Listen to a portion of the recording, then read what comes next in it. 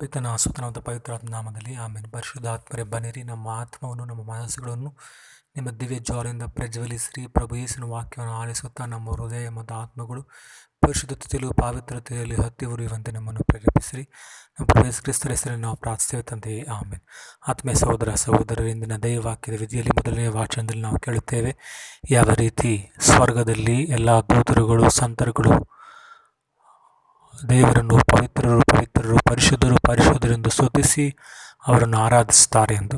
ಪ್ರತಿಯೊಂದು ದಿವ್ಯ ಪೂಜೆಯಲ್ಲೂ ನಡೆಯುವುದು ಇಂಥದ್ದೇ ಒಂದಾಗಿದೆ. ರಹಸ್ಯಮಯವಾದ ರೀತಿಯಲ್ಲಿ ಸ್ವರ್ಗ ಮತ್ತು ಭೂಮಿಗಳು ಒಂದು ಸೇರುವುದೇ ದಿವ್ಯ ಪೂಜೆ ಆಗಿದೆ. ಪ್ರಭು ಯೇಸು ನಮಗೋಸ್ಕರ ಆ ಗುರುಗಳು ಪ್ರಾರ್ಥಿಸುವಾಗ ಅಪ್ಪದ ಮತ್ತು ರೊಟ್ಟಿ ರೂಪದಲ್ಲಿ ಬಂದು ನಮ್ಮ ಆತ್ಮಕ್ಕೂ ದೇಹಕ್ಕೂ ಬೇಕಾದ ದೈವಿಕ ಜೀವನ ನೀಡುವವರಾಗಿದ್ದಾರೆ ಪ್ರಭು ಯೇಸು.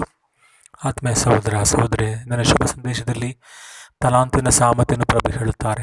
ಪ್ರಭುವನ್ನು ನಾವು ಎದುರುಗೊಳ್ಳಬೇಕಾದರೆ ನಮ್ಮ ಪ್ರತಿಯೊಬ್ಬರ ಜೀವನದ ಲೆಕ್ಕವನ್ನು ನಾವು ಒಪ್ಪಿಸಲೇಬೇಕಾಗುವುದು. ಯಾವ ರೀತಿ ದೇವರು ನಮಗೆ ನೀಡಿದ ಸಮಯವನ್ನು, ಜೀವವನ್ನು, ಬಂಧು ಮಿತ್ರರನ್ನು, ಮಕ್ಕಳನ್ನು ಯಾವ ರೀತಿ ನಾವು ದೇವರ ಮಹಿಮೆಗೋಸ್ಕರ ಬಳಸಿದ್ದೇವೆ ಅಥವಾ ನಮ್ಮ ಸ್ವಾರ್ಥಕ್ಕೋಸ್ಕರ ನಾವು ಸೋಮಾರಿತನದಿಂದ ಬದುಕಿದ್ದೇವೆ ಎನ್ನುವ ಲೆಕ್ಕವನ್ನು ಕೊಡುವ ಸಂದರ್ಭದಲ್ಲಿ ಪ್ರಭು ನಾವು ಜವಾಬ್ದಾರಿಯುತಿಯಿಂದ ನಮ್ಮ ಸ್ವಾತಂತ್ರ್ಯದಲ್ಲಿ ನಾವು ನಮ್ಮ ಜವಾಬ್ದಾರಿಗಳನ್ನು ನಾವು ನೆರವೇರಿಸಲು ಇಂದಿನ ಶುಭ ಸಂದೇಶದಲ್ಲಿ ನೀಡುತ್ತಾರೆ. ಯಾವ ರೀತಿ 5 ನೀಡಿದವನು ಇನ್ನೂ 5 ತಲಾಂತು ಮಾಡಿದನು, 2 ನೀಡಿದವನು ಇನ್ನೆರಡು ಮಾಡಿದನು. ಆದ್ದರಿಂದ ದೇವರು ನನಗೆ ಒಂದೇ ಒಂದು ನೀಡಿದ್ದಾರೆ ಎಂದು ಸೋಮಾರಿತನದಿಂದ ನಾವು ಸಂಕುಚಿತ ಮನೋಭಾವದಿಂದ ಬಾಳುವುದಿಲ್ಲ. ಆ ಒಂದನ್ನು ಸಹ ನಾವು ದೇವರ ದೃಷ್ಟಿಯಲ್ಲಿ ಅದನ್ನು ಇನ್ನೂ ಹೆಚ್ಚುಗೊಳಿಸಿ ನಾವು ಇನ್ನೂ ಒಳ್ಳೆಯವರಾಗುತ್ತಾ ಒಳ್ಳೆಯ ಕೆಲಸಗಳಲ್ಲಿ ಪ್ರವರ್ಧಿಸಲು ಪ್ರಭು ನಮ್ಮನ್ನು ಕರೆ ನೀಡುತ್ತಾರೆ. ಆದ್ದರಿಂದ ದೈವಿಕ ಜೀವವನ್ನು ಪಡೆದಿರುವ ನಾವು ದಿವ್ಯ ಪೂಜೆಯ ಸಹಾಯದಿಂದಲೂ, ಜಪಸದ ಸಹಾಯದಿಂದಲೂ, ಪ್ರಾರ್ಥನೆಯ ಸಹಾಯದಿಂದಲೂ ದಿನೇ ದಿನೇ ದೈವಿ ಕೃಪೆಯಲ್ಲಿ ಪ್ರವರ್ಧಿಸುತ್ತಾ ಒಳ್ಳೆಯ ದಿನದಲ್ಲೂ ಒಳ್ಳೆಯ ಕಾರ್ಯಗಳಲ್ಲೂ ನಾವು ಮಾಡುವ ಕೃಪೆಯಿಂದ ದೇವರ ಮಹಿಮೋನ್ನತ ಆ ಸ್ವರ್ಗೀಯ ಸಂಭಾವನೆಯಲ್ಲಿ ಭಾಗವಹಿಸುವ ಕೃಪೆಗಾಗಿ ನಾವು ಪ್ರಭುನಲ್ಲಿ ಪ್ರಾರ್ಥಿಸೋಣ.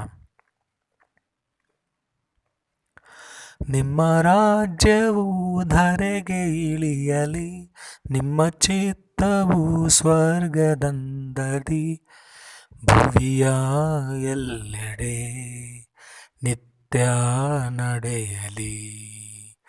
ನಮ್ಮ ನಿತ್ಯದ ಅನ್ನ ಪಾನವ ಇಂದು ನೀಡುತ್ತಾ ಸಲಹೋ ತಂದೆಯೇ, ನಾವು ಕ್ಷಮಿಪೆವು ತಪ್ಪಿತಸ್ಥರ, ನಮ್ಮ ತಪ್ಪನು ಕ್ಷಮಿಸು ತಂದೆಯೇ.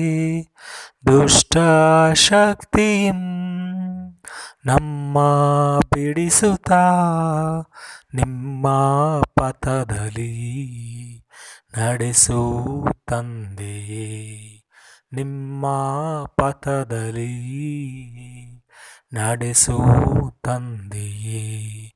ತಂದೆ ದೇವರೇ, ಸ್ವರ್ಗದ ಒಡೆಯರೇ, ನಿಮ್ಮ ನಾಮವು ಪರಮ ಪೂಜ್ಯವು ಪರಮ ಪೂಜ್ಯವು. ಹೌದು ಪ್ರಭು ಯೇಸುವೇ, ನಿಮ್ಮ ನಾಮವು ಪರಮ ಪೂಜ್ಯವಾಗಿದೆ.